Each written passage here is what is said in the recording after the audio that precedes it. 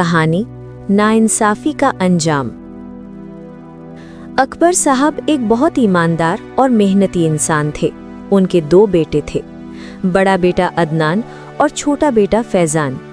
दोनों बचपन से ही साथ खेलते, पढ़ते और अपने पिता की दुकान पर मदद करते थे।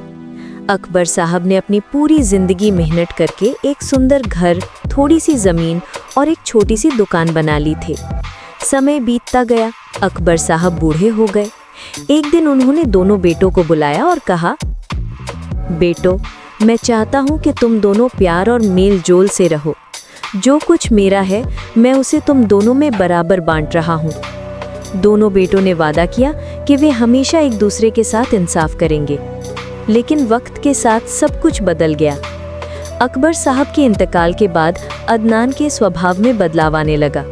क्योंकि वो बड़ा भाई था, उसने दुकान का सारा नियंत्रण अपने हाथ में ले लिया।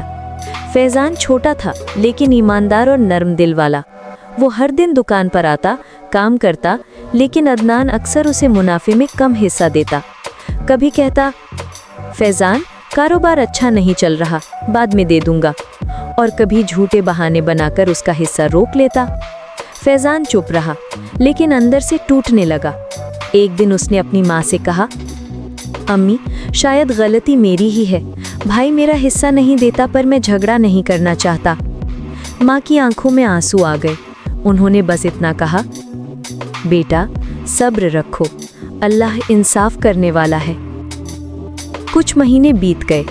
अदनान के कारोबार में नुकसान होने लगा। जितना वो लालच करता उतनी ही बरकत कम होती गई। गाहक आने बंद हो गए, कर्ज बढ़ गया और एक दिन वो बीमार पड़ गया। उस वक्त फैजान ने वो किया जो किसी ने सोचा भी नहीं था। वो रोज अपने बड़े भाई के घर जाता, दवाई लाता, खाना बनाता और दुकान का काम भी संभालता, बिना किसी शिकायत के। अदनान की आंखों में शर्म के आंसू आ गए। एक दिन उसने फैजान का हाथ पकड़कर कहा, भाई, मैंने तेरे साथ बहुत नाइंसाफी की, लेकिन तूने फिर भी मेरा साथ नहीं छोड़ा। तू ही असली वारिस है हमारे अब्बा की सीख का। फैजान मुस्कुराया और बोला, नहीं भाई, हम दोनों ही वारिस हैं। फर्क बस इतना है कि मैंने अब्बा की बात दिल से याद रखी और आपने थोड़ी देर से। उस दिन के बाद दोनों भाइयों ने फिर से मिलकर दुकान संभाली। अदनान ने अपने हिस्से से ज्यादा फैजान को देना चाहा, लेकिन फैजान ने कहा, बस इंसाफ करो भाई, यही काफी है।